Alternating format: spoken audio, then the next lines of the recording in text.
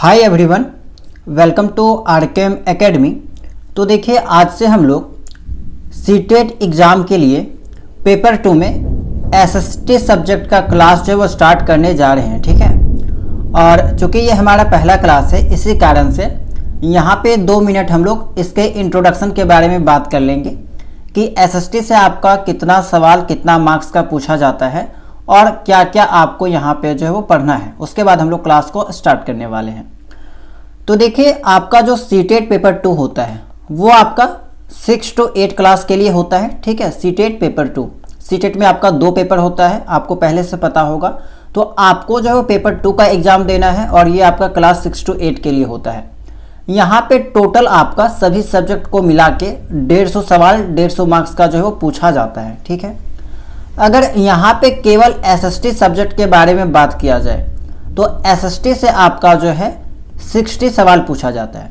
ठीक है, और इन 60 सवाल में से 40 जो सवाल है वो आपका डायरेक्ट कहा जाए तो कंटेंट से पूछा जाता है, यानी कि कहा जाए तो क्लास 6 के एनसीईआरटी, 7 के एनसीईआरटी और 8 के एनसीईआरटी से पूछा जाता है। तो एनसीईआरटी में आपको क्या क्या पढ़ना है, तो एनसीईआरटी में आपको जो है यहाँ पे क्लास 6 का हिस्ट्री, जियोग्राफी, पॉलिटी, 7 का भी आपका हिस्ट्री, जियोग्राफी और पॉलिटी और क्लास 8 का भी हिस्ट्री, जियोग्राफी, पॉलिटी पढ़ना है। यानी कि टोटल आपको यहाँ पे 9 किताब पढ़ना है। अगर इन 9 किताब को आप अच्छे से पढ़ेंगे तो आप यहाँ पे 40 सवाल को अटेम्प्ट कर पाएंगे।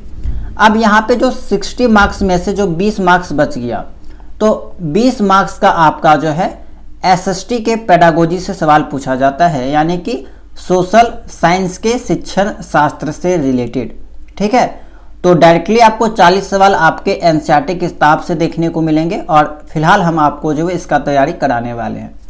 तो हम लोग क्लास कैसे करने वाले हैं, तो सबसे पहले क्लास 6 का हिस्ट्री कंप्लीट करेंगे, फिर क्लास 7 का हिस्ट्री कंप्लीट करेंगे, फिर क्लास 8 का। जब टोटल हमारा हिस्ट्री कंप्लीट हो जाएगा फिर जाके हम लोग ज्योग्राफी को कंप्लीट करेंगे और फिर हम लोग पॉलिटी को कंप्लीट करेंगे। ठीक है, तो ये हमारा जो है वो सीरीज रहने वाला है। ठीक है, अगर यहाँ पे हिस्ट्री के बारे में बात किया जाए तो देखिए, टोटल आपका हिस्ट्री में जो है अगर देखा जाए तो क्लास 6 में 11 चैप्टर है, 7 में आपका 10 चैप्टर है और 8 में भी आपका 10 चैप्टर है। तो टोटल 31 चैप्टर है आपका हिस्ट्री में। ठीक है, तो डेली आपको एक क्लास देखने को मिलेगा और नोट्स भी आपको जो है टेलीग्राम चैनल में अपलोड कर दिया जाएगा। तो वहाँ से आप लोग इसको जो है वो एक बार अच्छे से पढ़ लीजिएगा, रिवीजन कर लीजिएगा। तो उम्मीद करते हैं कि आपको जो सिलेबस के बारे में पता चल गया होगा कि क्या क्या आपको पढ़ना है। तो एसएसटी में आपको क्या करना है कि बस आपका क्लास 6 to 8 का एनसीईआरटी, एसएसटी जो भी आपका हिस्ट्री, पॉलिटी, ज्योग्राफी है उसको अच्छे से पढ़ लेना है लाइन बाय लाइन, क्योंकि लाइन बाय लाइन एग्जाम में आपको सवाल जो है वो देखने को मिलते हैं। इसके अलावा एसएसटी पेडागोजी का हम आपको नोट्स प्रोवाइड करा देंगे, क्लास भी ले लेंगे। जितना हम आपको पढ़ाएंगे बस उतना थ्योरी और एमसीक्यू लगा लीजिएगा। उसके अलावा बस आप सब्जेक्ट वाइज पीवाईक्यू को सॉल्व कर लीजिएगा। इससे ज़्यादा आपको पढ़ने की आवश्यकता यहाँ पे कुछ भी नहीं है, क्योंकि यहीं से आपका जो है सवाल हमेशा बनता है। ठीक है, तो ये था आपका सिलेबस के बारे में। और हम लोग स्टार्ट कहाँ से करने वाले हैं, तो क्लास 6 के हिस्ट्री से स्टार्ट करने वाले हैं। टोटल आपका 11 चैप्टर है क्लास 6 के इतिहास में और हम लोग 1 by 1 सभी क्लासेस को देखेंगे। ठीक है, तो चलिए अब हम लोग क्लास को स्टार्ट करते हैं। एक बार यहाँ पे जो कुछ भी मैंने लिखा है उसको यहाँ पे इरेज कर लेते हैं। ठीक है,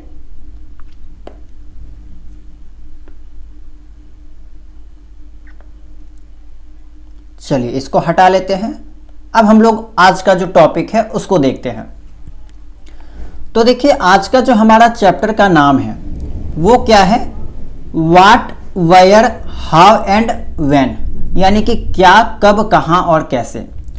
हम आपको एक एडवाइस देंगे, एक सलाह देंगे कि कोई भी चैप्टर को पढ़ने से पहले आप उसके थीम को समझने का प्रयास कीजिए। उसके टाइटल, उसका जो टॉपिक का नाम है, चैप्टर का जो नाम है, अगर आप उसको अच्छे से समझ लेते हैं तो इस चैप्टर के अंतर्गत जो भी कंटेंट आएगा उसका 30 से 40% आप जो है वो आराम से इसी टॉपिक के नाम से ही केवल समझ जाइएगा। जैसे कि यहाँ पे अगर बात किया जाए तो हम लोग जो है क्या पढ़ने वाले हैं, प्राचीन इतिहास के बारे में पढ़ने वाले हैं। ठीक है, यहाँ पे हम आपको बता दें कि क्लास 6 का जो हिस्ट्री है, क्लास 6 का जो हम लोग यहाँ पे इतिहास पढ़ने वाले हैं वो आपका संपूर्ण प्राचीन इतिहास पे आधारित है, यानी कि एंशियंट हिस्ट्री पे आधारित है। क्लास 7 का जो हिस्ट्री पढ़ेंगे वो आपका मध्यकालीन इतिहास पे आधारित है, मेडाइवल हिस्ट्री पे जो है वो आधारित रहने वाला है। और क्लास 8 का जो हिस्ट्री पढ़ेंगे वो आधुनिक इतिहास पे जो है वो पूरा टॉपिक रहने वाला है। तो क्लास 6 के अंतर्गत जो भी 11 चैप्टर है उसमें केवल आपको प्राचीन इतिहास के बारे में जो है वो जानकारी मिलेगी। ठीक है, इतना बात समझ में आ गया।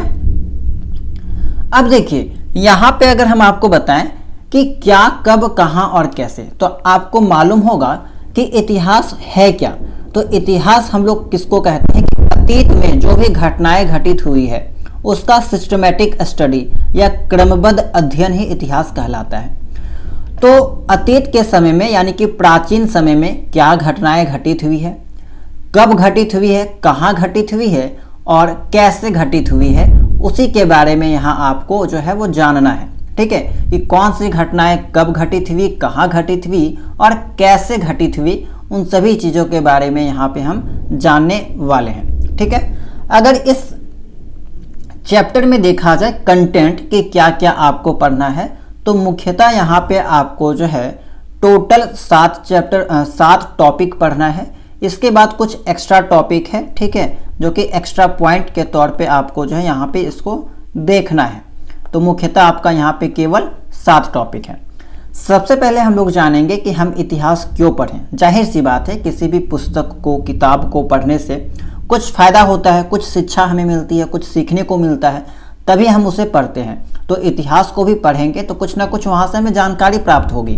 उसी जानकारी को प्राप्त करने के लिए हमें इतिहास पढ़ना चाहिए। तो इसके बारे में जानेंगे कि क्यों पढ़ना चाहिए। अगर हम लोग किताब को पढ़ेंगे, इतिहास को पढ़ेंगे तो कुछ ना कुछ हमें जानकारी मिलेगी। तो अतीत के बारे में हम क्या क्या जान सकते हैं। अगर हम इतिहास पढ़ेंगे तो हमें क्या पता चलेगा प्राचीन समय के बारे में, अतीत के समय के बारे में। क्या हम जान सकते हैं कि लोग कहाँ रहते थे, तो लोग कहाँ पे रहते हैं पुराने समय में, उसके बारे में जानेंगे। प्राचीन समय में भारत का नाम क्या था, ये जो हिंदुस्तान जो नाम पड़ा है वो कैसे पड़ा है, भारत जो नाम आया है वो कैसे आया है, उसके बारे में जानेंगे। अतीत के बारे में अगर हम लोग किताब में पढ़ते हैं तो उनको जो भी विद्वान ने लिखा है वो अतीत के बारे में उनको कैसे पता चला। ठीक है, तो अतीत के बारे में हम लोग कैसे जानते हैं, हमारे पास क्या क्या सोर्स है जिसके माध्यम से हम पुराने समय के बारे में जानते हैं। अतीत एक है या अनेक है, क्या सभी लोगों के लिए अतीत का मायने एक है या अलग अलग है, उसके बारे में जानेंगे। तिथियों का क्या मतलब है, आपने देखा होगा कि इतिहास में हमेशा आपको BC वर्ड देखने को मिलता होगा। ठीक है, बिफोर क्राइस्ट, AD वर्ड देखने को मिलता है, एनो डोमिनी। तो ये सब क्या होता है, इन सभी चीज़ों के बारे में यहाँ पे 1 बाय 1 जो है वो समझने वाले हैं। ठीक है, तो बहुत ही बेहतरीन ढंग से आपको सभी चीज़ें समझाई जाएगी और आपको जो है यहाँ पे ये चीज़ सीटेट एग्जाम के साथ साथ कॉम्पिटिटिव एग्जाम के पॉइंट ऑफ व्यू से ये टॉपिक जो है वो आपका इम्पोर्टेंट रहता है।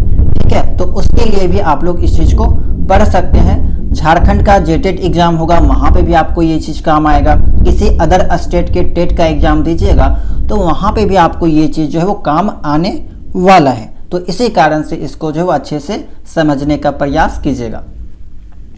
तो चलिए स्टार्ट करते हैं। अब जो मेन मुद्दा है हमारा वो चीज़ के बारे में कि हम इतिहास क्यों पढ़ें, why should we study history, तो हमें क्यों पढ़ना चाहिए। तो पहला चीज़ कि अगर हम लोग इतिहास पढ़ेंगे तो हमें क्या पता चलेगा, वर्तमान और अतीत के बीच क्या अंतर है, उसको हम लोग यहाँ पे अंडरस्टैंड कर सकते हैं, समझ सकते हैं। इतिहास हमें बताता है कि आज की दुनिया कैसे विकसित हुई और आज की दुनिया पुराने समय की दुनिया से कैसे भिन्न है, उस चीज़ के बारे में पता चलेगा। इतिहास एक रोमांचक यात्रा है जो हमें पुराने समय और समाज में ले जाती है। यानी कि इसे पढ़ने से हमें पता चलता है कि पुराने समय में समाज कैसा हुआ करता था, किस टाइप की संस्कृति थी। तो बहुत बार क्या होता है कि उन सभी समाज में जो भी व्यवस्था थी, जो भी संस्कृति थी, उनको जानने का एक एक्साइटमेंट हमें होता है, तो वो चीज़ जानने को मिलेगा। लोगों के जीवन के बारे में हम पता कर सकते हैं कि उस टाइम लोगों का जीवन कैसा था, उनकी अर्थव्यवस्था कैसी थी, समाज कैसा था, भोजन कैसे करते थे, कपड़े हो गया, घर बस्तियाँ कला और शिल्प की जो है क्या यहाँ पे दशा थी पुराने समय में, उसके बारे में जानेंगे। बदलावों को समझेंगे कि इतिहास पढ़कर हम समझ सकते हैं कि आधुनिक दुनिया अनेक सदियों के बदलावों का परिणाम है, सिर्फ राजाओं तक सीमित नहीं। आपको मालूम होगा कि पुराने समय में अगर आप इतिहास पढ़ते हैं तो अक्सर आपको राजाओं के बारे में जिक्र मिलती है, के बारे में जब जानकारी मिलती है। तो हम आपको बता दें कि इतिहास से केवल राजा और रानी के बारे में ही नहीं बल्कि उनके विजय और उनके नीतियों के बारे में भी जानकारी जो है वो मिलती है। ये चीज़ तो मिलती है, इसके अलावा वहाँ पे जो भी नागरिक रहते थे, ठीक है, जैसे कि मान लीजिए कृषक हो गए, शिल्पकार हो गए, व्यापारी हो गए, इन लोगों के जीवन के बारे में भी पता चलता है। बाकी ये भी हम कह सकते हैं कि राजाओं लोग जो है युद्ध लड़ने के लिए क्या क्या रणनीति अपनाते थे, शासन व्यवस्था को चलाने के लिए क्या क्या टेक्निक यूज करते थे, उन सभी चीज़ों के बारे में जो हम लोग सीख लेते हैं और हम लोग जो उस चीज़ को अगर सही लगता है तो यूटिलाइज भी करते हैं, उसको इम्प्लीमेंट भी करते हैं। ठीक है, महान लोगों से आगे ये हो गया उसका। इसके अलावा है इतिहास सिर्फ महान लोगों की जीवनी नहीं है बल्कि सामान्य लोगों के जीवन और क्रियाकलापों के बारे में भी हमें जो है वो जानकारी देती है। तो ये आपका पॉइंट था कि हमें इतिहास क्यों पढ़ना चाहिए। तो यहाँ पे 6 से 7 पॉइंट है, ये सब एक कारण है जिसके कारण हमें जो है वो इतिहास पढ़ना चाहिए। ये सब क्या है, एक रीज़न हम कह सकते हैं कि इतिहास पढ़ने का हमारे पास रीज़न है ये सब पॉइंट। तो ये सब जानने के लिए हमें जो है वो इतिहास पढ़ना आवश्यक है।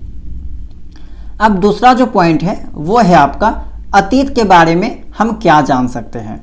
तो अतीत के बारे में हमें क्या क्या पता चलेगा अगर हम इतिहास पढ़ेंगे। तो इसका जवाब तो आपको पहले वाला पॉइंट में मिल चुका होगा कि हम लोग लोगों के जीवन के बारे में जान सकते हैं कि लोग क्या खाते थे, पीते थे, किस टाइप के कपड़े पहनते थे और कैसे घरों में रहा करते थे, इसके बारे में जानकारी मिलेगी।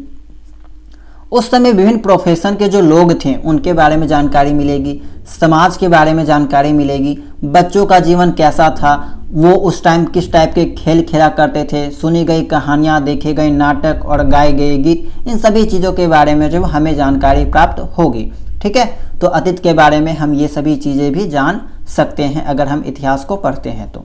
ठीक है, अब अगला जो पॉइंट है वो क्या है, देखिए लोग कहाँ रहते थे। तो प्राचीन समय में लोग जो है वो कहाँ रहा करते थे। तो आपके एनसीईआरटी किताब में कुछ एड्रेस के बारे में दे रखा है। ठीक है, और ये एड्रेस जो है वो आपके एग्जाम के पॉइंट ऑफ व्यू से इम्पॉर्टेंट है। यहाँ से सवाल जो है वो अक्सर देखने को मिलते हैं। अगर कहा जाए कि इस चैप्टर का सबसे इम्पॉर्टेंट पॉइंट क्या है तो यही है, यही टॉपिक जो आपका सबसे इम्पॉर्टेंट है कि लोग कहाँ रहते थे। तो यहाँ पे लगभग 5 से 6 जगहों के नाम हैं जिसके बारे में आपको कुछ जानकारी दे रखी है, वो ध्यान में रखना है। जैसे कि नर्मदा नदी के तट पर। तो यहाँ पे देखिए हम लोग इतिहास के बारे में जानते हैं कैसे कि हमें कुछ साक्ष्य मिलता है, कुछ एविडेंस मिलता है, उसके तहत हम लोग इतिहास के बारे में जानकारी इकट्ठा करते हैं। तो कुछ साक्ष्य के थ्रू हमें पता चला है कि पुराने समय में जो लोग थे वो नर्मदा नदी के तट पर रहा करते थे। कई लाख साल पहले आकेठक, जिसको हम लोग शिकार के नाम से जानते हैं, शिकारी है ना, शिकार करके जो खाना वगैरह संग्रह किया करते थे, खाना वगैरह का जो जुगाड़ किया करते थे, उन्हीं को हम लोग आकेठक के नाम से जो वो जानते थे। तो ये लोग जो नर्मदा नदी के तट पर रहते थे और ये हमें साक्ष्य के माध्यम से पता चला है। दूसरा जो एड्रेस का नाम दे रखा है वो है आपका सुलेमान और कृथर पहाड़ियाँ, जो कि आपका उत्तर पश्चिम वाले इलाके में पड़ता है। ठीक है, तो यहाँ पे क्या हुआ कि लगभग 8000 साल पहले लोग यहाँ सबसे पहले गेहूं और जौ जैसी फसलें उगाने लगे। ठीक है, भेड़ बकरी और गाय बैल जैसे पशुओं को पालतू बनाया। ये लोग गांवों में रहते थे। तो सुलेमान और कृथर पहाड़ियों के बारे में कुछ जानकारी दे रखी है कि यहाँ पे जो है लगभग 8000 साल पहले लोग यहाँ पे सबसे पहले 2 फसल उगाए थे, गेहूं और जौ। ठीक है, और इसके अलावा ये लोग जो पशुओं को पालतू भी बनाना शुरू कर दिए थे और ये लोग गाँवों में रहा करते थे। तीसरा जो यहाँ पे एड्रेस दे रखा है वो है आपका गारो और विंध्य पहाड़ियाँ, जो कि आपका उत्तर भारत और मध्य भारत के इलाके में देखने को मिलता है। तो यहाँ पे भी आपका कृषि का विकास हुआ है। विंध्य के उत्तर में सबसे पहले चावल उगाया गया है। ये आपका बहुत इंपॉर्टेंट है, पूछा जाता है कि सबसे पहले चावल जो है वो कहाँ उगाया गया है। तो विंध्य के उत्तर में सबसे पहले चावल जो है वो उगाया गया है। तो ये वाला ध्यान रखिएगा। सिंधु और सहायक नदियाँ, अगला जो यहाँ पे जगह का नाम दे रखा है वो है आपका सिंधु और सहायक नदियां। तो लगभग 4700 साल पहले इन नदियों के किनारे कुछ आरंभिक नगर फले फूले। ठीक है, तो 4700 साल पहले की बात की जा रही है कि सिंधु और सहायक नदियों के किनारे जो है कुछ यहाँ पे कहा जाए तो आरंभिक नगर जो है यहाँ पे विकसित हुए हैं। इसके अलावा गंगा और सहायक नदियाँ के बारे में जानकारी दे रखी है कि लगभग 2500 साल पहले इन नदियों और समुद्र तटवर्ती क्षेत्रों में भी नगरों का विकास हुआ था, यहाँ पे भी लोग रहा करते थे।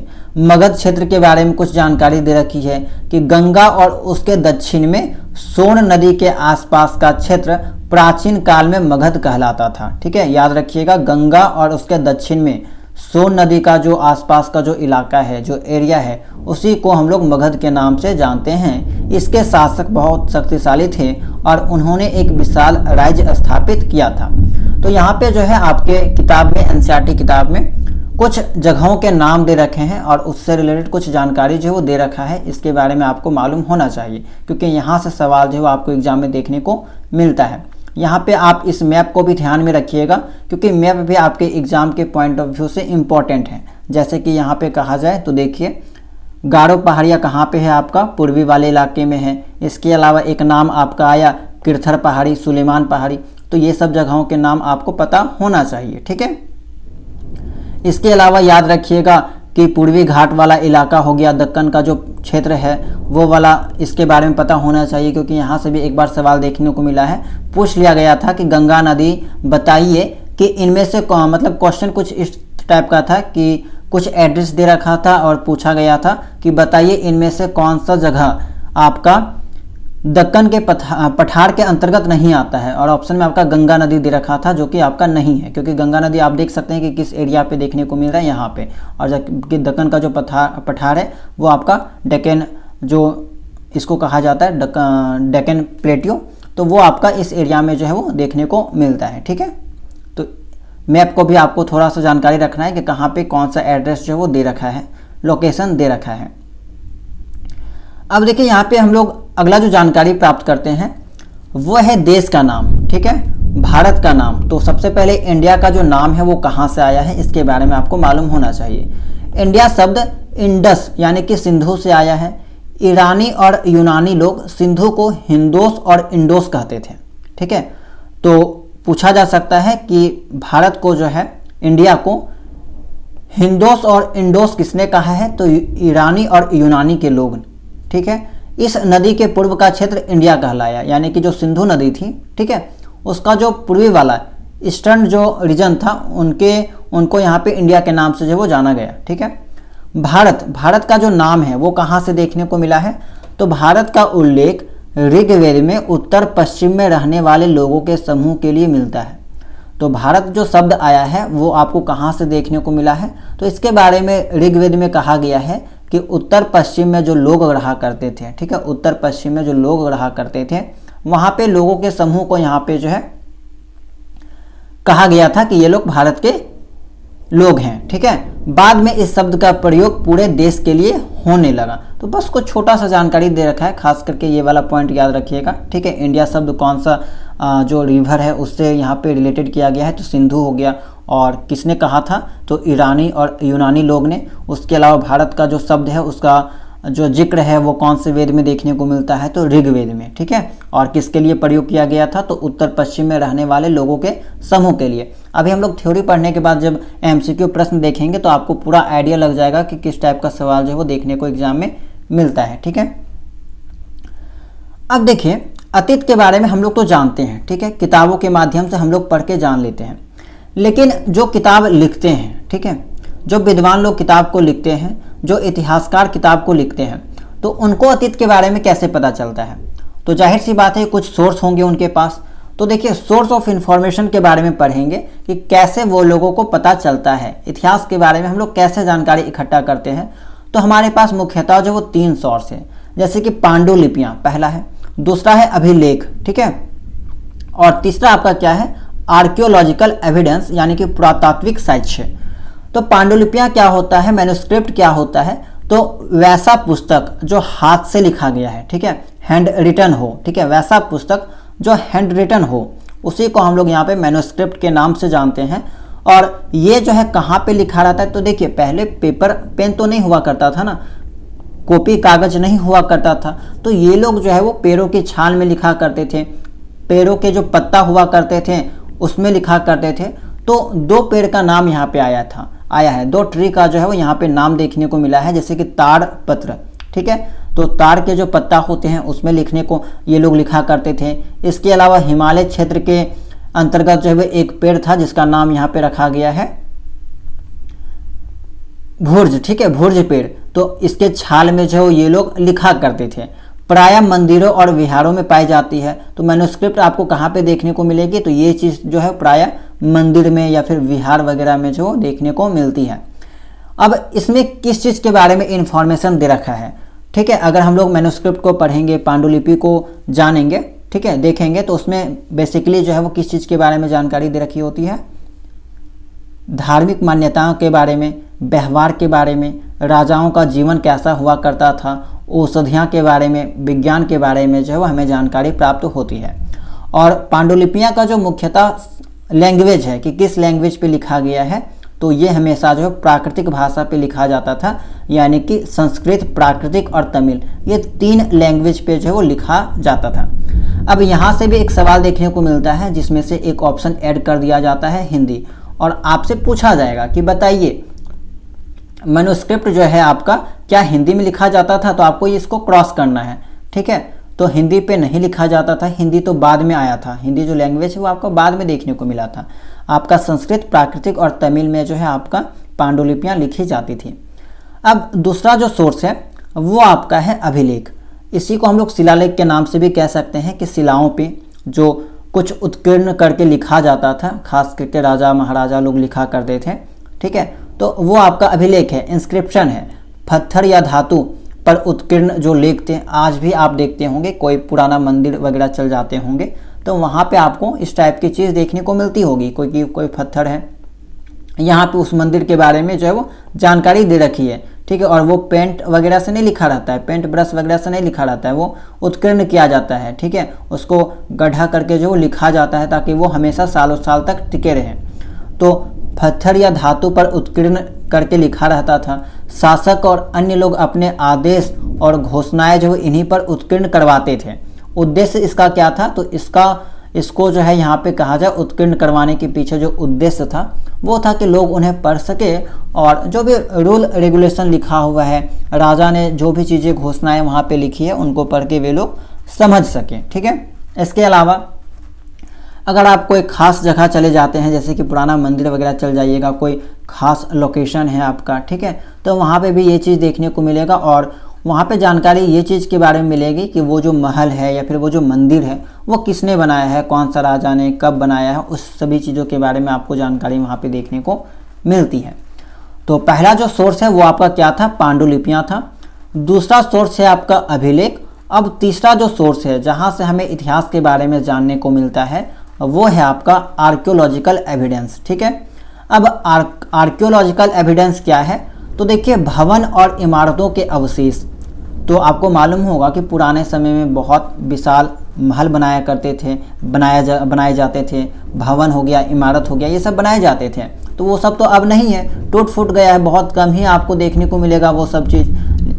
तो वो सब टूट फूट गए, तो उनका जो पत्थर है, जो ईंट है, तो वो सब क्या है, आज भी आप कहीं पे जो खुदाई होता है तो वहाँ पे आपको कुछ ना कुछ साक्ष्य देखने को मिलती है। तो इसी के अंतर्गत आपका वो सब भी आ जाता है, चित्र हो गया, मूर्तियाँ हो गया, औजार, हथियार, बर्तन, आभूषण, सिक्के, ठीक है, जानवर, पक्षियों और मछलियों के हड्डियाँ हो गया, जले हुए अन्न के दाने और लकड़ी के टुकड़े। तो ये सब क्या है, एक एविडेंस है, आर्कियोलॉजिकल एविडेंस है, पुरातात्विक साक्ष्य है। जब कहीं पे खुदाई होती है तो यहाँ पे आपको जो है विभिन्न तरह के आभूषण देखने को मिलते हैं, ठीक है, औजार देखने को मिलते हैं, जिससे हम लोग इतिहास के बारे में जान सकते हैं। जब उसको कार्बन डेटिंग किया जाता है, ठीक है, तब पता चलता है कि वो चीज़ है वो कितना साल पुराना है, इस चीज़ के बारे में जानकारी मिलता है। फिर वहाँ से आइडिया लगाया जाता है कि इस चीज़ के बारे में जो है यहाँ पे अगर मान लीजिए कोई औजार मिल गया, तो जो यहाँ पे इतिहासकार हैं, खास करके इतिहासकार का काम तो है इतिहास लिखना, लेकिन यहाँ पे जो आर्कियोलॉजिस्ट हैं वो लोग उसको पता लगाते हैं कि इसका उपयोग जो है उस टाइम के लोग किस चीज़ के लिए करते थे, किस काम को करने के लिए करते थे। तो भवन और इमारतों के अवशेष जैसे कि पत्थर और ईंट से बने हैं, चित्र और मूर्तियां, तो ये सब क्या है, आर्कियोलॉजिकल एविडेंस है। अब पांडुलिपियां हो गया, अभिलेख हो गया, पुरातात्विक साक्ष्य हो गया, से हमें इतिहासकार जो है वो अतीत का अध्ययन करते हैं। इन स्रोतों की मदद से वे पुरानी घटनाओं, जीवन और समाज को समझते हैं और हमें भी किताबों के माध्यम से समझाते हैं। ठीक है, ये हो गया आपका। अब देखिए, अतीत जो है आपका एक है या अनेक है। ठीक है, ये थोड़ा सा आप ध्यान से सुनिएगा। तो देखिए, अतीत का मायने जो है अलग अलग वर्गों के लोगों के लिए अलग अलग था। ठीक है, सभी लोगों के लिए अगर कहा जाए कि क्या अतीत का मायने सेम था, तो नहीं, अलग अलग मायने रखते थे, डिफरेंट मीनिंग्स थे। तो अलग अलग समूह के लोगों के लिए अतीत के अलग अलग अर्थ थे। उदाहरण के तौर पे अगर समझा जाए तो देखिए, पशुपालक और कृषक का जीवन राजा और रानी के जीवन से बिल्कुल अलग था, जाहिर सी बात है। व्यापारी का जो जीवन था वह शिल्पकार के जीवन से बिल्कुल अलग था। लेखा जोखा के बारे में बात करें तो देखिए, शासक अपनी विजयों और आदेशों का लेखा जोखा रखते थे, लेकिन वहीं पे देखा जाए शिकारी, मछुआरे, संग्राहक, कृषक और पशुपालक, आम लोग अपने कार्यों का लेखा जोखा नहीं रखते थे। तो दोनों में अंतर आपको देखने को मिला, इन दोनों में अंतर देखने को मिला।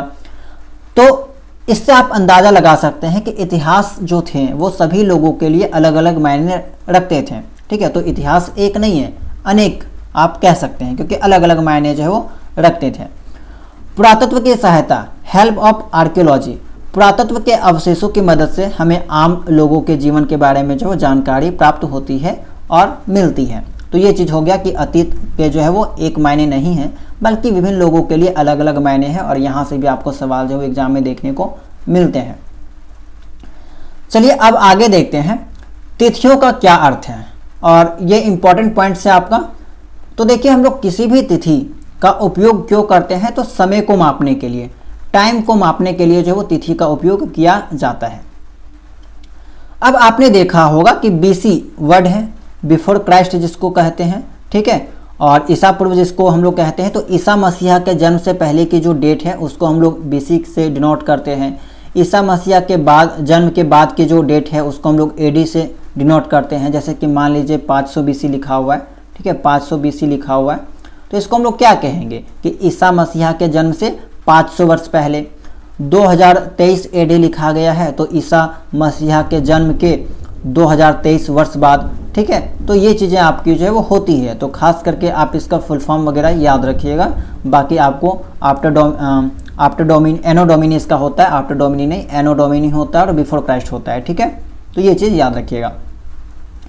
अब आगे चलकर इसी को यहाँ पे जो इसका जो तटस्थ शब्दों के उपयोग के लिए यहाँ पे बीसी के जगह पे कहा जाए तो बीसीई उपयोग किया जाने लगा और सीई उपयोग किया जाने लगा। बीसीई का मतलब होता है बिफोर कॉमन इरा और सीई का मतलब होता है कॉमन इरा।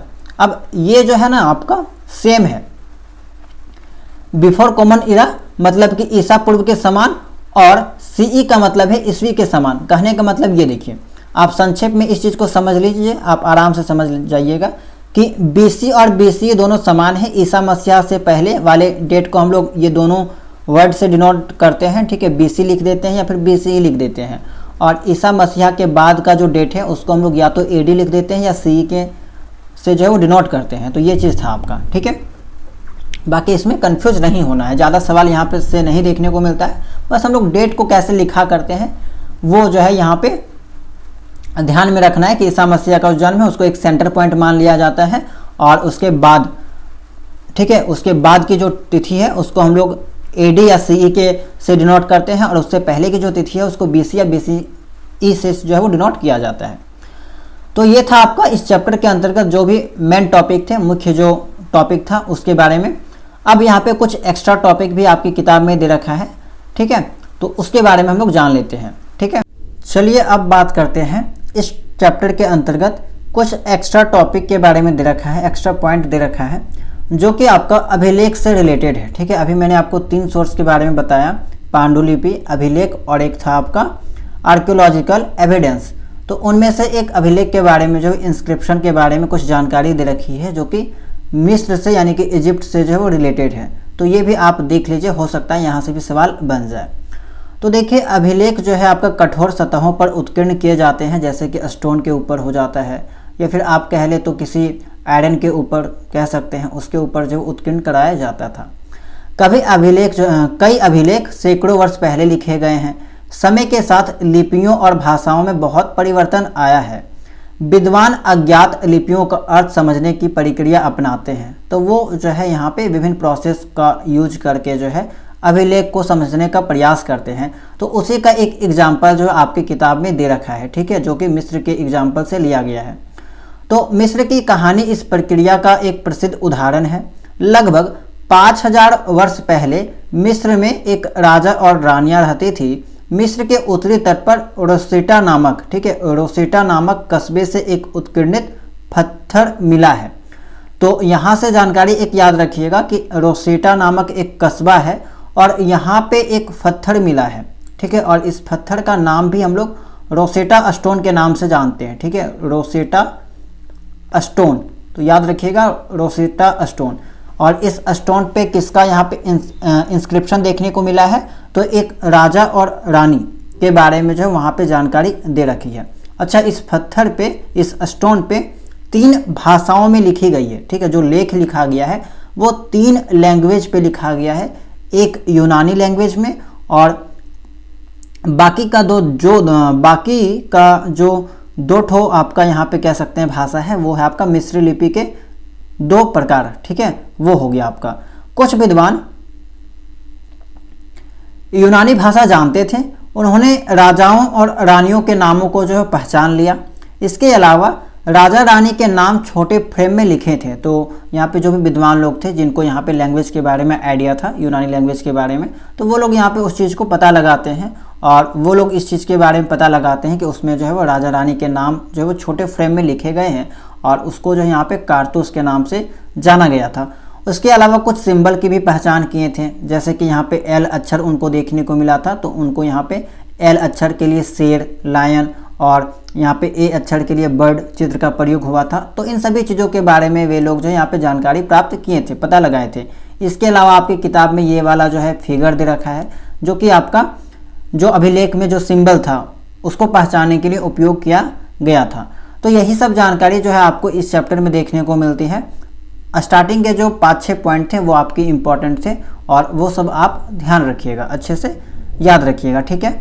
तो ये था आपका आज के चैप्टर का जो भी कॉन्सेप्ट था, जो भी थ्योरी था, उसके बारे में मैंने आपको बता दिया। इसके अलावा एक जानकारी आपको दे रखी है, सभी चैप्टर के लास्ट में आपको जो है सम इम्पॉर्टेंट डेट्स के बारे में दे रखी होती है जानकारी, और इसके बारे में भी आपको पता होना चाहिए कि बिगिनिंग ऑफ एग्रीकल्चर का जो यहाँ पे आरंभ होता है वो लगभग 8000 साल पहले हुआ है। सिंधु सभ्यता का प्रथम नगर जो है लगभग 4700 साल पहले यहाँ पे आया हुआ है। गंगा घाटी के नगर मगध का जो बड़ा राज्य है वो लगभग 2500 वर्ष पूर्व यहाँ पे देखने को मिला है। तो ये कुछ जानकारी है, कुछ इंपॉर्टेंट डेट्स है जिसके बारे में आपको जो वो यहाँ पे जानकारी होनी चाहिए। तो अब हम लोग चलते हैं, जितना भी थ्योरी मैंने आपको बताया है, ठीक है, जो भी समझाने का प्रयास किया है, अब इसका प्रैक्टिस करने के लिए अब हम लोग यहाँ पे कुछ एमसीक्यू प्रश्न को देखते हैं, ताकि आपको आइडिया लग जाएगा कि एग्जाम में जो सवाल हैं वो किस टाइप के पूछे जाते हैं, ठीक है। कॉम्पिटिटिव एग्जाम की तरह यहाँ पे 1 सेंटेंस टाइप के सवाल नहीं पूछे जाते हैं, ठीक है। यहाँ पे मल्टीपल सेंटेंस वाले सवाल पूछे जाते हैं और थोड़ा सा लेंदी टाइप का आपको देखने को लगेगा, कन्फ्यूजन आप में जो वो क्रिएट करेगा। तो चलिए सवाल को अब हम लोग स्टार्ट करते हैं, ठीक है। चलिए, तो पहला सवाल आ चुका है। पहला सवाल पूछा गया है कि इतिहास के संदर्भ में अतीत शब्द का प्रयोग बहुवचन रूप में क्यों किया गया है। मैंने आपको बताया था कि इतिहास जो शब्द है, जो अतीत जो शब्द है, वो सभी लोगों के लिए अलग अलग मायने रखती है। तो वहीं से सवाल बनाया गया है कि जैसा कि हमारे अतीत शीर्षक में देखा गया है। तो ऑप्शन है आपके पास कि यह दर्शाने के लिए कि इतिहास केवल राजाओं और रानियों का अध्ययन है। सेकेंड ऑप्शन है इस बात पर ध्यान देने के लिए कि विभिन्न समूहों के लोगों के पिछले अनुभव जो है वो काफ़ी भिन्न थे, एक दूसरे जो है वो काफ़ी अलग थे। यह सुझाव देना कि केवल व्यापारियों और शिल्पकारों का जीवन ही अध्ययन योग्य है। इस बात पर प्रकाश डालना कि इतिहास को केवल युद्ध व विजयों पर ही केंद्रित होना चाहिए। तो ये तो आपका एक तरह से आसान सवाल था और यहाँ पे इसका जवाब क्या हो जाएगा कि इतिहास अतीत शब्द का यहाँ पे कहा जाए तो इसका उपयोग यहाँ पे बहुवचन के रूप में इसलिए किया जाता है क्योंकि विभिन्न समूहों के लोगों के लिए जो पिछला जो अनुभव था वो काफ़ी अलग था, सभी के लिए जो है वो अलग अलग मायने रखती थी। ठीक है, तो ये आपका जो है ऑप्शन नंबर 2 सही जवाब हो जाएगा। दूसरा सवाल है आपका यहाँ पे, निम्नलिखित में से कौन सा दक्कन के पठार में स्थित नहीं है। देखिए ये वाला मैंने आपको क्लास के दौरान बताया था कि इस टाइप का सवाल जो है वो देखने को मिले हैं। तो कौन सा क्षेत्र जो है वो दक्कन के पठार में स्थित नहीं है, ये आपको यहाँ पे बताना है। पश्चिमी घाट, पूर्वी घाट, गंगा के मैदान, सतपुड़ा पर्वतमाला। तो अगर आप उस मैप को ध्यान से देखिएगा तो दक्कन के पठार के अंतर्गत जो है वो डेक्कन प्लेटियो के अंतर्गत आपका वेस्टर्न घाट्स भी देखने को मिलता है, ईस्टर्न घाट भी आ जाता है और यहाँ पे सतपुड़ा पहाड़ियाँ भी यहाँ पे देखने को मिलता है। तो गंगा के मैदान यहाँ पे जो है ऑप्शन नहीं होगा। ठीक है, ये आपका आउट हो जाएगा, नहीं पूछा गया है तो ये आपका यहाँ पे सही है। अगला सवाल है आपका, प्राचीन मगध वर्तमान के किस राज्य में स्थित था। तो प्राचीन जो मगध है, ठीक है, जिसके बारे में मैंने आपको बताया था कि कुछ खास लोकेशन के बारे में आपको वहाँ पे जानकारी प्राप्त करनी थी, तो वहाँ पे मगध का नाम आया था। तो मगध कहाँ पे है, किस राज्य में स्थित था। तो मगध जो है वर्तमान में अगर देखा जाए तो बिहार के अंतर्गत आपको देखने को मिलता है। प्राचीन मगध भारत के सबसे शक्तिशाली महाजनपदों में से एक था। यह वर्तमान बिहार राज्य के दक्षिणी भाग में जो है वो स्थित है। ठीक है, और इसका अगर नाम देखा जाए तो मगध का जो राजधानी था वो स्टार्टिंग में राजगृह था और बाद में उसको पाटलिपुत्र का नाम दिया गया था और पाटलिपुत्र के बाद उसको जो है यहाँ पे पटना रखा गया। अभी आप देख सकते हैं कि बिहार की राजधानी पटना है, तो उस टाइम भी वहाँ पे राजधानी हुआ करती थी, राजगृह के नाम से हम लोग वहाँ पे जानते थे। तो फिलहाल सवाल पूछा गया है कि प्राचीन मगध वर्तमान के किस राज्य में स्थित था, तो बिहार में। ठीक है, अगला है आपका, अतीत के निम्नलिखित पहलुओं में से किसको ऐतिहासिक अध्ययन के माध्यम से समझा जा सकता है। ठीक है, अतीत के निम्नलिखित पहलुओं में से किसको ऐतिहासिक अध्ययन के माध्यम से जो समझा जा सकता है। पहला है कि लोगों के आहार संबंधी आदतों के बारे में हम लोग जान सकते हैं, बिल्कुल सही बात है। लोग किस प्रकार के वस्त्र पहनते थे तथा किस प्रकार की सामग्री का प्रयोग करते थे, इसके बारे में हमें जानकारी मिल सकती है, सही बात है, मिल सकती है। सामाजिक और व्यावसायिक भूमिकाएं जैसे शिकारी, चरवाहे, किसान, शासक और अन्य के बारे में हमें जानकारी मिलती है, तो बिल्कुल सही बात है। तीनों जो यहाँ पे सेंटेंस दे रखा है वो सही है, तो ऑप्शन नंबर 4 जो है यहाँ पे करेक्ट हो जाएगा। ठीक है, इसी टाइप के सवाल जो है आपको देखने को मिलते हैं, खास करके इस टाइप के सवाल। ठीक है, थोड़ा सा लेंदी टाइप का आपको देखने को मिलेगा और ज़्यादा वर्ड वाले सवाल जो देखने को मिलते हैं, लंबा सवाल। तो सवाल है आपका, लगभग 8000 वर्ष पहले सुलेमान और किरथर पहाड़ियों के पास के कुछ क्षेत्रों में प्रारंभिक कृषि पद्धतियों और पशुपालन का उदय हुआ। इस संबंध में निम्नलिखित में से कौन सा कथन सत्य है। गेहूं और जौ इस क्षेत्र में उगाई जाने वाली पहली फसलों में से एक थे, आपको बताना है। तो अगर आपने उस चीज़ को देखा होगा ध्यान से तो आपको पता होगा कि ये बात बिल्कुल सही है। गेहूं और जौ जो है वो आपका किरथर और सुलेमान पहाड़ियों में उगाई जाने वाली पहली फसलों में से एक थे, तो बिल्कुल ये बात जो है वो सही है। दूसरा आपका, भेड़, बकरी और गाय जैसे पशुओं को पालने के लिए प्रथा इसी समय के आसपास शुरू हुई थी, तो ये बात भी बिल्कुल सही बात है। उन्नत धातु उपकरणों की उपस्थिति ने प्रारंभिक कृषि पद्धतियों को सुविधाजनक बनाया, तो इसके बारे में मैंने आपको वहाँ पे नहीं बताया है। धातु उपकरणों के बारे में वहाँ पे मैंने कोई भी जानकारी आपको नहीं दी थी। इन क्षेत्रों के आसपास के समुदाय गांवों में बसने लगे, तो ये भी आपका यहाँ पे कहा जाए तो बिल्कुल सही बात है। ठीक है, उनके आसपास इलाके के जो समुदाय हुआ करते थे वो गाँवों में बसा करती थी। पहिए का आविष्कार इन क्षेत्रों में कृषि विकास का प्रत्यक्ष परिणाम था, तो इसके बारे में भी मैंने आपको वहाँ पे कोई भी जानकारी नहीं दी थी, तो ये भी आपका यहाँ पे गलत हो जाएगा। तो क्या क्या सही है, ऑप्शन नंबर ए, बी और डी। तो ए, बी, डी कौन सा ऑप्शन में है, ऑप्शन नंबर 3 जो है यहाँ पे सही हो जाएगा। आगे है आपका, अभिकथन और कारण को पढ़िए तथा उचित विकल्प को यहाँ पे सिलेक्ट करना है। तो एसर्शन दे रखा है, इंडिया नाम की उत्पत्ति इंडस नदी से हुई है, यानी कि सिंध नदी से हुई थी, मैंने आपको बताया था, जिसे ईरानियों द्वारा सिंधु और यूनानियों द्वारा इंडोस के नाम से जो वो जाना जाता था, तो बिल्कुल सही बात है। ईरानियों और यूनानियों ने लगभग 2500 वर्ष पूर्व इस क्षेत्र से अपनी परिचितता के कारण सिंधु नदी के पूर्व की भूमि को इंडिया के रूप में संदर्भित किया है। तो ये बात भी बिल्कुल जो है वो सही है। तो ए और आर दोनों सत्य है और आर जो है ए की सही व्याख्या जो है वो करता है। ऑप्शन नंबर ए जो है वो करेक्ट हो जाएगा। ठीक है, नेक्स्ट है आपका निम्नलिखित नदियों का और उनके उद्गम स्थान से मिलान आपको करना है। तो ब्रह्मपुत्र नदी है, उसका यहाँ पे क्या होगा, गंगा नदी, सिंधु नदी और गोदावरी नदी। तो ये आपका इम्पॉर्टेंट है, इम्पॉर्टेंट मार्क इसको कर लीजिएगा।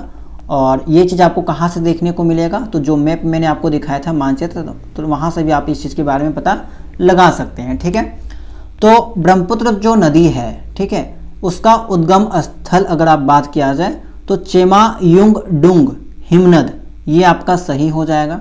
इसके अलावा गंगा नदी का उद्गम स्थल तो आपको पता ही होगा कि गंगा नदी का आपका गंगोत्री हिमनद जो है कहलाता है, ग्लेशियर, गंगोत्री ग्लेशियर। सिंधु नदी के बारे में बात किया जाए तो सिंधु नदी का जो है मानसरोवर झील के पास माना जाता है। और जो आपका बच गया गोदावरी, तो गोदावरी का यहाँ पे नासिक जिला, बिल्कुल सही हो जाएगा। तो ए का 4, देखिए ए का 4 ऑप्शन नंबर ए से स्टार्टिंग है, बी का 1 है और सी का आपका 2 है, डी का आपका 3 है। तो ऑप्शन नंबर ए जो है यहाँ पे करेक्ट हो जाएगा। प्राचीन शहर कंधार वर्तमान में किस देश में स्थित है, तो कंधार जो है आपका यहाँ पे कहाँ पे है, अफगानिस्तान में आपको देखने को मिलेगा। ठीक है, अफगानिस्तान में। चलिए अगला सवाल है, चावल की खेती सबसे पहले कहाँ की गई थी। तो क्लास के दौरान आपको बताया था मैंने कि ये सवाल कई बार देखने को मिलता है। तो चावल की खेती सबसे पहले आपका जो है कहाँ पे था, विंध्य पर्वत के उत्तर में। ठीक है, ये चीज़ आपको देखने को मिलती है। बाकी गेहूं का नाम आया था तो वो आपका कहाँ पे था, सुलेमान और किरथर पहाड़ियाँ। ठीक है, तो वो चीज़ भी याद रखिएगा। अब देखिए निम्नलिखित कथनों पर विचार कीजिए। पांडुलिपियाँ कठोर सतहों पर लिखी जाती है। पांडुलिपियाँ देखिए, मैन्युस्क्रिप्ट जो था, पांडुलिपि आपका कोई भी यहाँ पे पत्ता, मैंने आपको बताया था कि पेड़ों की छाल में या फिर पत्ता वगैरह में जो वो लिखा जाया करता था। तो कठोर सतह पर क्या था, ये तो अभिलेख के बारे में बता रखा है। इंस्क्रिप्शन जो होता था वो आपका कठोर सतह के ऊपर उत्कीर्ण कराए जाते थे। तो ये तो आपका गलत दे रखा है। अभिलेख पत्तों पर लिखे जाते हैं, तो ये आपका गलत है, दोनों आपका गलत है। तो नन ऑफ देम जो है वो गलत हो जाएगा। ठीक है, नन ऑफ देम यानी कि दोनों गलत है। नेक्स्ट है आपका रोसेटा स्टोन। देखिए एक्स्ट्रा जो इन्फॉर्मेशन था आपकी किताब में उससे भी एक सवाल बनाया गया है। ठीक है, Rosetta stone was important in, तो प्राचीन उत्तर अफ्रीका में मुद्रा और व्यापार दरों को समझना, ऐसा कोई बात मैंने आपको नहीं बताया। दक्षिण पश्चिम एशिया में रोमन आधिपत्य के मील के पत्थरों का पता लगाना, ग्रीक अनुवादों का उपयोग करके मिस्र के चित्रलिपि का अर्थ निकालना, ये बात बिल्कुल सही है। रेखिक ए और बी रूपों में लिखित शिलालेखों का अनुवाद करना, तो ऐसा मैंने कोई भी जानकारी आपको नहीं दी है। तो वहाँ पे यूनान के लोगों के द्वारा वहाँ पे ट्रांसलेशन उसको किया गया था, यानी कि उनको समझा गया था। तो ये वाला आपका यहाँ पे ऑप्शन नंबर 3 जो है वो सही हो जाएगा। ठीक है, चलिए आगे देखते हैं। अगला है आपका dash was not used in the ancient manuscript. प्राचीन पांडुलिपियों में डैश का प्रयोग नहीं किया गया था। तो हिंदी लैंग्वेज का प्रयोग जो वो नहीं किया गया था, प्राकृतिक का किया गया था, संस्कृत का और तमिल का जो वो किया गया था। ठीक है, इसके बारे में भी मैंने आपको बताया था। चलिए आगे है आपका मैच द फॉलोइंग, यानी कि आपको मिलान करना है। ठीक है, कॉलम ए को कॉलम बी के साथ मिलान करना है। तो अगर आप लोग नर्मदा घाटी के बारे में जानिएगा तो नर्मदा घाटी का मिलान किसके साथ होगा, तो नर्मदा घाटी में जो है यहाँ पे हंटिंग एंड गैदरिंग से रिलेटेड हो जाएगा ये आपका। ठीक है, मगध आपका क्या था, तो मगध जो है आपका first kingdom, the first kingdom आपका यहाँ पे ये हो जाएगा। गारो हिल्स के बारे में मैंने आपको बताया था कि यहाँ पे जो है अर्ली एग्रीकल्चर, ठीक है, सबसे पहले जो है यहाँ पे एग्रीकल्चर देखने को आपको मिलता है। इंडस एंड इट्स ट्राइब्यूटरीज में आपको अगर बात किया जाए तो यहाँ पे जो है सबसे पहले आपका द फर्स्ट सिटीज, ठीक है, पहला जो शहर था वो आपको यहाँ पे देखने को मिलता है, यहाँ पे विकसित हुआ था। गंगा वैली में, तो गंगा वैली में आपका जो सिटीज अबाउट 2500 ईयर्स एगो के बारे में जो है वो जानकारी मिलती है। तो ए का यहाँ पे देखा जाए तो ए का 2 हो जाएगा, जो कि आपका ऑप्शन नंबर 2 से मिल रहा है। बी का 1, सी का 4, डी का 5 और ई का जो है आपका 3rd सही है। तो ऑप्शन नंबर 2 जो है यहाँ पे सही है। तो ये सब भी आपका एक तरह से इम्पॉर्टेंट सवाल हो जाता है। अगला सवाल है आपका, मिलान यहाँ पे करना है, 2 लिस्ट दे रखा है, दोनों का मिलान करना है। चारों के बारे में मैंने आपको बता दिया है। आर्कियोलॉजिस्ट क्या होता है, हिस्टोरियन क्या होता है, इंस्क्रिप्शन क्या होता है, मैन्युस्क्रिप्ट क्या होता है। ठीक है, इंस्क्रिप्शन शिलालेख, इसी को हम लोग अभिलेख के नाम से भी जानते हैं। और मैंने आपको बताया था कि जब किसी पत्थर या धातु के ऊपर कुछ उत्कीर्ण करके लिखा जाता है, ठीक है, तो उसको यहाँ पे शिलालेख कहा जाता है। और अगर इधर देखिएगा तो पहला जो ऑप्शन दे रखा है वो है आपका, इनमें पत्थर या धातु जैसी अधिक टिकाऊ सामग्री पर उत्कीर्ण लेखन शामिल है।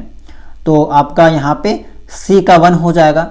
तो अगर सी का 1 खोजिएगा तो कौन सा ऑप्शन में दे रखा है, तो देखिए सी का 3 दे रखा है, ये गलत हो जाएगा। 2 ऑप्शन में देखिएगा तो सी का 4 दे रखा है, ये भी गलत हो जाएगा। 3rd ऑप्शन में देखिएगा तो सी का 2 दे रखा है, ये भी गलत हो जाएगा। लास्ट वाला ऑप्शन पे देखिएगा तो सी का 1 दे रखा है, तो ये आपका सही हो जाएगा। तो एग्जाम में कभी कभी अगर इस टाइप के सवाल आपके सामने आ जाते हैं और आपको सभी वर्ड के बारे में नहीं पता होता है, तो आप एक ऑप्शन के तहत, मतलब कि एक वर्ड का अगर आपको आंसर पता है ना एक सवाल का, तो आप पूरा ये सवाल जो वो सही कर सकते हैं। ठीक है, जैसे कि यहाँ पे हुआ। बाकी अगर आपको सभी चीज़ों के बारे में पता है तो अच्छा बात है। तो यहाँ पे हमें कंफर्म आपको पता होगा शिलालेख का मतलब, तो यहाँ से इसी से हम लोग यहाँ पे पता लगा लिए कि इसका आंसर क्या है। बाकी चेक कर लेते हैं। आर्कियोलॉजिस्ट किसे कहते हैं, तो आर्कियोलॉजिस्ट यहाँ पे कहा जाए तो प्राचीन संरचनाओं, कलाकृतियों की जांच करने में ये स्पेशलिस्ट होते हैं, जिससे अतीत की सभ्यताओं के बारे में हमें जानकारी प्राप्त होती है। हिस्टोरियन किसे कहते हैं, तो हिस्टोरियन का बी का 2 हो जाएगा। ये ऐतिहासिक व्याख्यान की खोज और समझने के लिए समर्पित व्यक्ति हैं। मैन्युस्क्रिप्ट के बारे में कहा जाए तो आपको पता होगा कि ये आपका पेड़ों की छाल पे लिखा जाया करता था। इसके अलावा पत्ता वगैरह में जो है वो लिखा जाया करता था। तो इतिहास में गहराई से उतरने का एक नया तरीका उन ग्रंथों को पढ़ना और जो सदियों पहले लिखे गए हैं। तो आपका जो है ऑप्शन नंबर 4 करेक्ट हो जाएगा। ठीक है,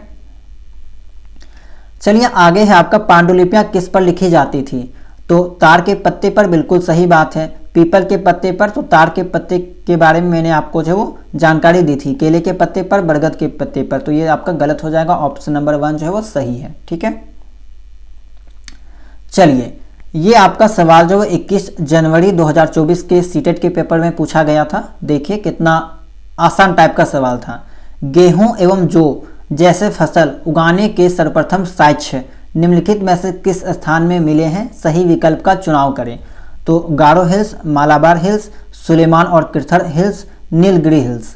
तो मैंने आपको बताया था क्लास के दौरान कि आपका इसका जवाब क्या हो जाएगा, सुलेमान और किर्थर हिल्स में आपको जो है यहाँ पे गेहूं और जौ जैसी फसलों उगाने का जो है सर्वप्रथम साक्ष्य जो है एविडेंस यहाँ पे आपको मिला था। ठीक है, अगला सवाल देखिए, ये आपका 7 जुलाई 2024 के सीटेट के पेपर में पूछा गया था। इतिहास के गूढ़ लिपि, ठीक है, का अर्थ निकालने के लिए पुरातत्वविद एक महत्वपूर्ण भूमिका निभाते हैं। निम्नलिखित में से उनके काम के प्रकृति के बारे में कौन सा सही नहीं है। ठीक है, यानी कि आर्कियोलॉजिस्ट जो है जानकारी इकट्ठा करते हैं, तो कौन सा बात उनसे रिलेटेड जो वो नहीं है वो आपको बताना है। अच्छा, इसका जवाब भी यहाँ पे जो है वो टिक करके दिया है, नहीं होना चाहिए था, यहाँ पे हो चुका है, तो कोई बात नहीं। तो study the remains of building, paintings and sculpture, तो ये आपका बिल्कुल सही है, यानी कि भवनों, चित्रों एवं मूर्तियों के अवशेषों का अध्ययन करना ये लोग करते हैं। औजारों, हथियारों, बर्तनों, पेन आदि के प्राप्ति के लिए छानबीन और खुदाई करना, तो यही आर्कियोलॉजिस्ट का काम है। जानवरों, पक्षियों, मछलियों की हड्डियां ढूंढना इन्हीं का काम है। Return records, examine the return records, यानी कि लिखित सामग्री की जांच करना, तो ये काम जो है आपका आर्कियोलॉजिस्ट का नहीं होता है, ये काम आपका हिस्टोरियन का होता है। ठीक है, हिस्टोरियन का होता है, इतिहासकार का होता है। तो नहीं पूछा गया है, तो ऑप्शन नंबर 4 जो है यहाँ पे करेक्ट हो जाएगा। ठीक है, रिकॉर्ड रखने का जो काम है, जो उनको जांच वगैरह करता है, वो आपका हिस्टोरियन करते हैं। ठीक है, अगला सवाल है आपका आज के क्लास का लास्ट सवाल है, और ये आपका 24 दिसंबर 2021 के पेपर में जो पूछा गया था। हमें आरंभिक कृषकों और पशुपालकों के बारे में कैसे पता चला। हमारे पास उस समय का लिखित रिकॉर्ड है, हमारे पास अनाजों और जानवरों के हड्डियों के साक्ष्य है। तो देखिए उस टाइम का हमारे पास लिखित रिकॉर्ड नहीं है, अगर कुछ रिकॉर्ड है तो उसमें ये सब चीज़ों के बारे में जानकारी नहीं थी। हमारे पास जो है अनाजों और जानवरों की हड्डियों के साक्ष्य मिले हैं, एविडेंस मिले हैं खुदाई के दौरान, और उससे हम लोग यहाँ पे इस चीज़ के ऊपर पहुँचे हैं, ये जानकारी हमें प्राप्त हुई है। ठीक है, तो यहाँ पे जो जवाब हो जाएगा वो ऑप्शन नंबर बी हो जाएगा। तो ये था आपका आज का हिस्ट्री का पहला क्लास, और उससे रिलेटेड जितने भी इंपॉर्टेंट सवाल थे उनको मैंने यहाँ पे करा दिए हैं। इसके अलावा आपको दोबारा इस चैप्टर को पढ़ने की आवश्यकता नहीं है। इसका नोट्स हम आपको टेलीग्राम चैनल में प्रोवाइड करा देंगे, जो भी हमारे कोर्स के साथ ज्वाइन है, ठीक है, सीटेट ग्रुप में जो भी ज्वाइन है उनको ये पीडीएफ मिल जाएगा, थ्योरी प्लस एमसीक्यू दोनों मिल जाएगा। आप आराम से एक बार खुद से इसको पढ़िएगा, रिवीजन कर लीजिएगा, और हो सके तो शॉर्ट नोट्स बना लीजिएगा अपने कॉपी में, ठीक है, क्योंकि वो एग्जाम के टाइम पे बहुत हेल्पफुल रहने वाला है। तो बस जितना भी कंटेंट हम आपको देंगे वो बार बार रिवीजन करते जाइएगा, प्लस लास्ट में आपको सब्जेक्ट वाइज पीवाईक्यू सॉल्व कर लेना है। आपका सारा डाउट जो वो क्लियर हो जाएगा, ठीक है, इससे बाहर आपको सवाल एक भी देखने को नहीं मिलेगा। तो कैसा लगा आपको आज का क्लास? अगर आप पूरा क्लास को देखे होंगे तो कमेंट सेक्शन में इसके बारे में जरूर जानकारी दीजिएगा कि क्लास आपको कैसा लगा। कोई भी चीज़ आपको अगर समझने में परेशानी हुई है, दिक्कत हुई है, तो कमेंट सेक्शन में आप लोग बता दीजिएगा, ठीक है। रेगुलर अब आपका क्लास चलेगा, डेली आपको एक चैप्टर का क्लास जो है वो देखने को मिलेगा। तो चैनल में अगर आप लोग नए होंगे, चैनल को सब्सक्राइब कर लीजिएगा, बेल आइकन को ऑन कर लीजिएगा, और अगर आप टेलीग्राम चैनल से नहीं जुड़े होंगे तो ज्वाइन कर लीजिएगा, ठीक है। तो चलिए मिलते हैं हम लोग नेक्स्ट क्लास में नए चैप्टर के साथ।